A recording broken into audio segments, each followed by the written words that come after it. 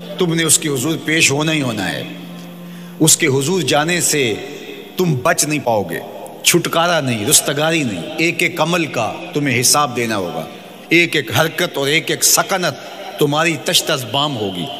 تمہارا پوشیدہ اور مخفی عمل قیامت کے دن سامنے آ جائے گا. اللہ اکبر. یہ قرآن ہے، یہ کوئی فرضی کہانی نہیں ہے. انہ لقول فصل وما هو بالہزل.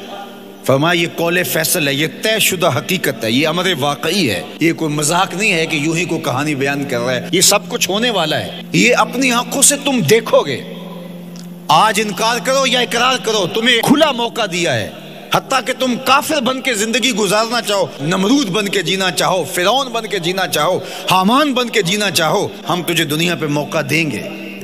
لیکن یہ نہیں ہے کہ جب زندگی کی بساط لپیٹے گی پھر کام ختم ہو جائے گا. نہیں، یہ تمہیں ہمیں فرصت دی ہے، پھر ہم نے تم سے حساب لینا ہے. ایک ایک عمل تمہارے سامنے آئے گا.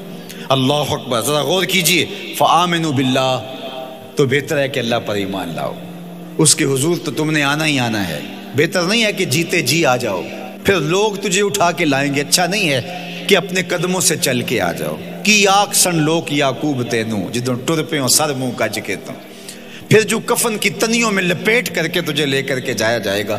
تو اچھا نہیں ہے کہ اپنے قدموں سے خود چل کے مالک کی دہلیز پہ چلے جاؤ.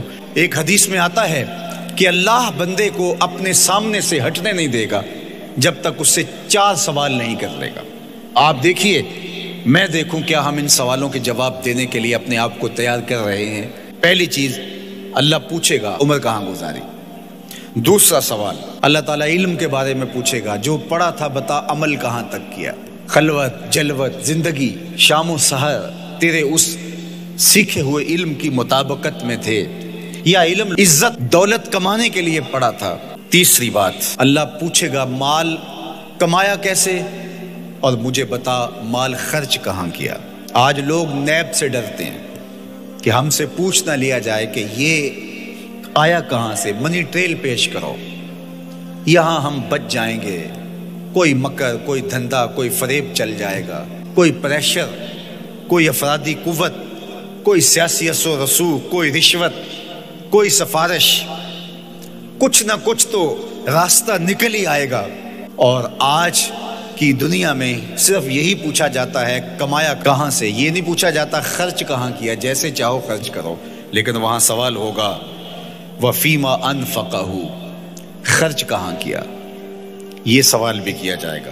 وعن جسم ہی فیما ابلاہ، اور جسم کے بارے میں پوچھا جائے گا اس جسم کو دی ہوئی توانائیوں کو خرچ کہاں کیا.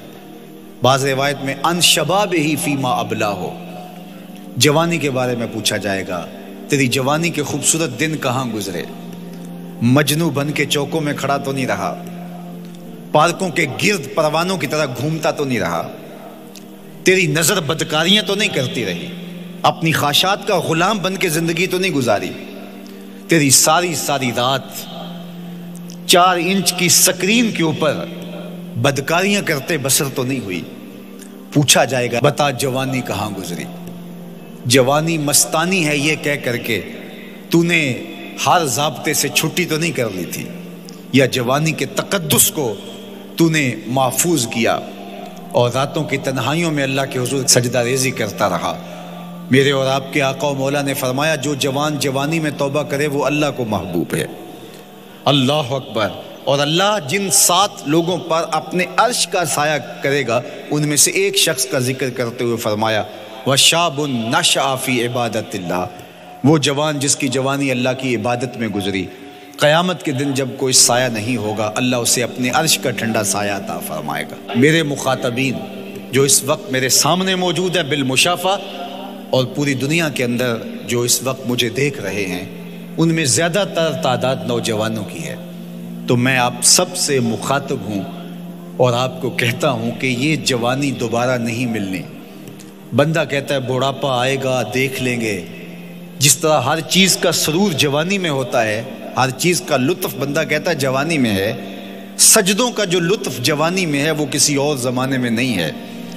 اپنی پیشانی کو سجدوں سے آشنا کرو، اپنی جوانی کو مثل سحر بے داغ رکھنا، اپنے شباب کو الجھنے نہ دینا، اپنے شباب کے تقدس کو پامال نہ ہونے دینا۔